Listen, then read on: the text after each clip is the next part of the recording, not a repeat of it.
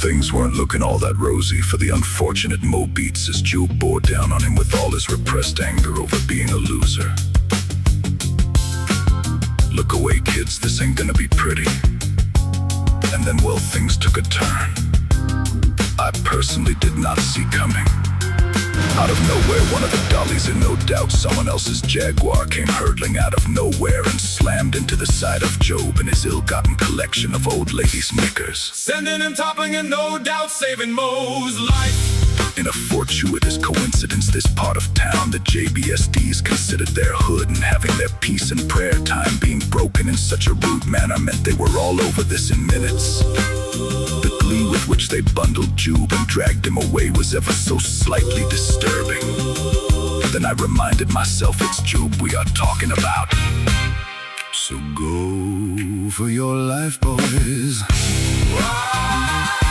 Sanity ended up prevailing, and it was decided to bring him to me as long as they could display their captured prize to the world.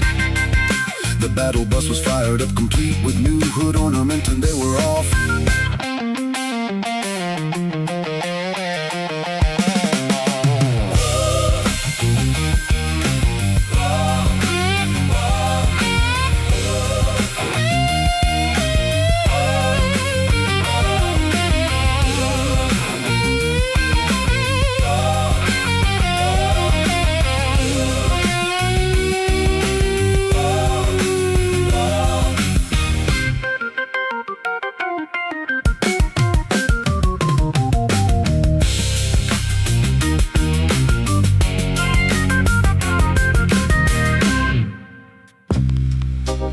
It was being reported that people were seeing and hearing things on the moors north of town.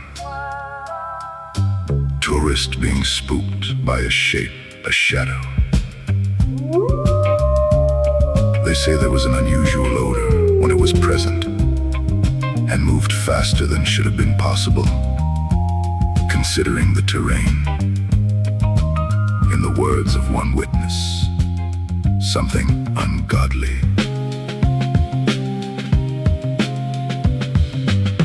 Mandy sure did a job on old Snuffles, it seems.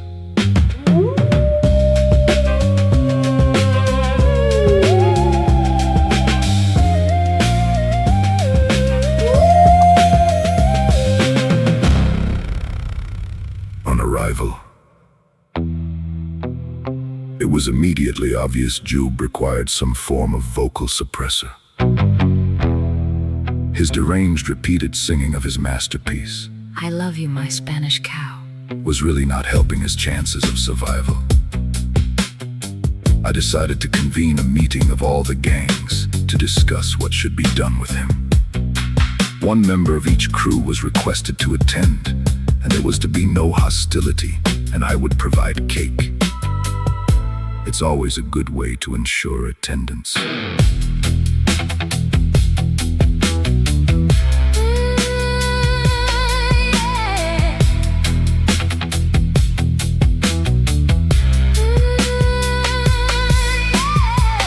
One by one they arrived. There was an emotional reunion between Benny and Old Man Fonz. His old man let him know that even though he had left the family, pimped out their colors and culture to teenagers as a fashion trend, and taken up a somewhat distasteful, in his eyes, career as an R&B pop star, he still loved him. Wasn't a dry eye in the place. The meeting was full of interesting ideas of what should be done with our man Jube. The JBSDs were particularly passionate about an idea involving an arc welder and wolves. Sounded a bit messy, but I proposed that we should initiate the old ways. You see, for us who are the 1% of society who live in the shadows, we have our own ways and rituals. These are sacred, ancient practices that the norms are never to know about. And so it was agreed. Jube was to be detained by the 89 boys. The JBSDs put forward a case for them to be given this task. This wasn't happening. The acquisition of the required material was tasked to the Dolly Coins and Porches, who both had a sideline in acquiring other people's things. The Mo Beats would scout for a suitable location, and I would brush up on the finer details needed. This was gonna be fun.